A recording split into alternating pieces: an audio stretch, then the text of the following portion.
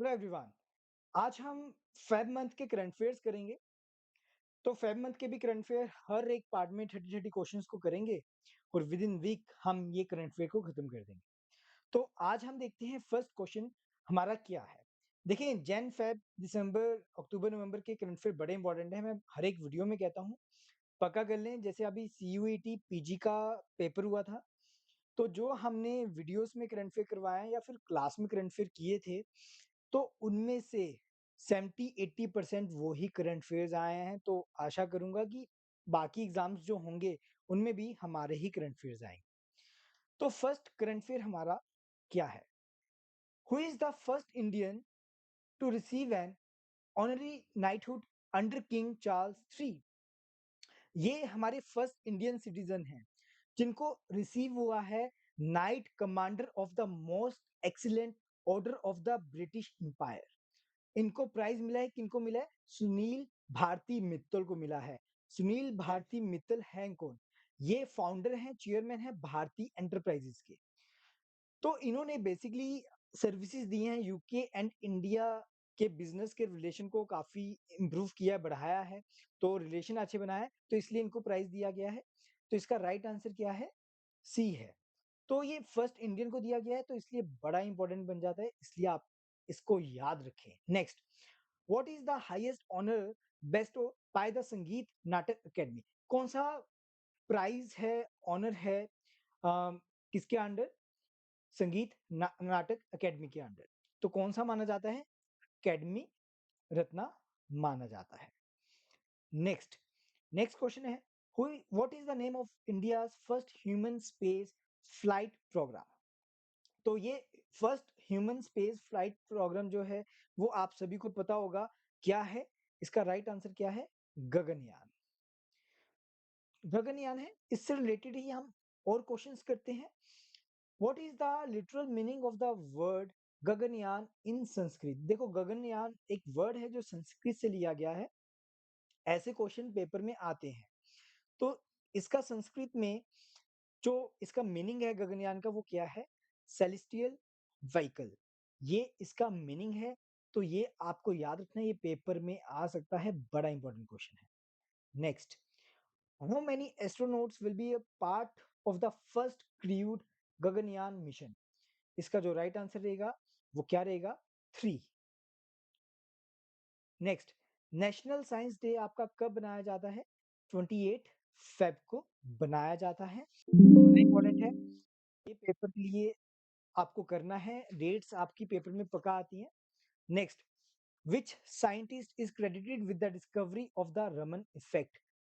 जो आपका science day बनाया जाता है, नेशनल साइंस डे, वो सीवी रमन जी के कारण बनाया जाता है। तो ये जो नेक्स्ट क्वेश्चन है, तो ये जो रमन इफेक्ट है, ये डिस्कवरी किसने की थी? सीवी रमन ने की थी। तो आपको पता होना चाहिए। Next, what year did CV Raman win the Nobel prize in physics for his work on the Raman effect? तो रमन इफेक्ट एक काफी बड़ी इनकी डिस्कवरी मानी जाती है। तो आपको ये पता होना चाहिए, इनको प्राइज भी मिला था, नोबेल प्राइज मिला था। तो इसका जो राइट आंसर होगा वो क्या होगा? 1928। Who has been appointed as the new Lokpal of India? इसका राइट आंसर क्या है? Justice AM Khanwilkar. इसके साथ साथ आपको क्या करना है, जो लोकपाल और लोकायुक्त टर्म है वो किसने क्वाइन की थी? वो टर्म किसने क्वाइन की थी? इसका राइट आंसर क्या है? Doctor LN Singhvi. Doctor LN Singhvi ने क्वाइन की थी। और कौन से ईयर में की थी? 1963 में की थी। ये याद कर लेना पड़ेगा। नेक्स्ट, अभी पंकज उधास जी जो हैं वो हमारे बीच में नहीं रहे, दुनिया में नहीं रहे। तो बेसिकली ये कौन से सिंगर थे, कौन से गाने ज्यादा गाते थे? ये ज्यादातर आपके गजल्स ही गाते थे। Next, when will the provisions of भारतीय नागरिक सुरक्षा संहिता 2023, भारतीय न्याय संहिता एंड भारतीय साक्ष्य अधिनियम 2023 कब फोर्स में आ रहे हैं? तो इसका राइट आंसर क्या है? 1 जुलाई 2024 को आ रहे हैं। तो ये 1 जुलाई 2024 को इनफोर्स में आ रहे हैं, तो आपको पता होना चाहिए। Next, what is the name of the India's first septic tank clinic robot? इसका जो राइट आंसर है वो क्या है? होमोसेप atom. Next, Bharat Tech's 2024 event inaugurated by PM Modi in Feb 2024 in New Delhi is related to which sector? इसका जो right answer है वो क्या है? Textiles. Next, according to the education minister, from which academic session onwards should the age of admission to grade 1 be 6 year? तो इसका जो right answer है वो क्या है? 2024 से लेके 2025. What legislation mandate the age of admission to grade 1 to grade 6? इधर 2 लिख लेना. हाँ जी. तो इसका जो ग्रेड 1 टू ग्रेड 6 तक का जो एज है, कौन से लेजिस्लेशन के अंडर ये मैंडेट कर रखा है? आपको इस एक्ट का नाम पता होना चाहिए. ये राइट आंसर क्या है? Right of children to free and compulsory education act 2009. आपको 2009 याद रखना है, पेपर में आता है. Next, what is the name of the country longest signature state bridge recently inaugurated by PM Modi in Gujarat? Gujarat में है. कौन सा ब्रिज बनाया गया है? लॉन्गेस्ट सिग्नेचर है state bridge, longest signature India का, कंट्री का. तो ये बड़ा इंपॉर्टेंट है. इसका राइट आंसर क्या है? Sudarshan Setu. Next, what is the name of the first private spacecraft to land on the moon? इसका राइट आंसर क्या है? ओडिसी. इंपॉर्टेंट है बड़ा पेपर के लिए. Next, which private company built the Odyssey spacecraft? किसने बनाया, किसने इसको किया? इसका जो राइट आंसर क्या है? इसका राइट आंसर है बी, इनिशिएटिव मशीन्स ने इसको किया है. Next, who emerged as the most popular global leader with a 78% approval rating by Morning Consult 2024? PM Modi ही हैं, हमारे प्राइम मिनिस्टर ही हैं, तो आपको पता होना चाहिए. Next, what is the total investment in the 2 new president heavy water reactors at Kakrapar atomic power station? देखो, ये शायद पूछा जाए ना पूछा जाए, बट आपको ये पूछा जा सकता है कि इस स्टेशन का नाम क्या है, ये आपसे पूछा जा सकता है. तो वैसे आपके लिए हम देख लेते हैं कि क्या इसका राइट आंसर है. इसका जो राइट आंसर है वो क्या है? 22,500 करोड़ रुपीस इसका राइट आंसर है. राइट आंसर है B. Next, how many gram panchayat are expected to benefit from the Bharat net phase 2 Gujarat fibre grid network limited project? तो इसका राइट आंसर क्या है? Over 8,000. Next, what recent change has been approved by centre regarding foreign direct investment in space sector? इसका जो right answer रहेगा वो क्या रहेगा?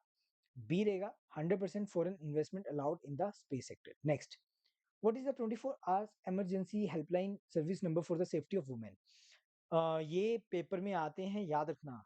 ये आपके हेल्पलाइन नंबर पेपर में हमें पहले भी देखने को मिले हैं, पंजाब यूनिवर्सिटी में देखने को मिले हैं, तो इसलिए आपको पता होना चाहिए हेल्पलाइन नंबर क्या है? 112 112. Next, what is the Raisina dialogue? वो है क्या बेसिकली? ये भी पेपर में आपको देखने को मिल सकता है. इसका राइट आंसर है an annual conference on geo political and geo economics. Annual conference होती है बेसिकली इसकी, किसके ऊपर? Geo politicals and geo economics के ऊपर. Next, what is the theme of फ्रेजन डायलॉग? ये बड़ा इंपॉर्टेंट है इस बार. क्या थीम थी? इसकी जो थीम थी वो क्या है?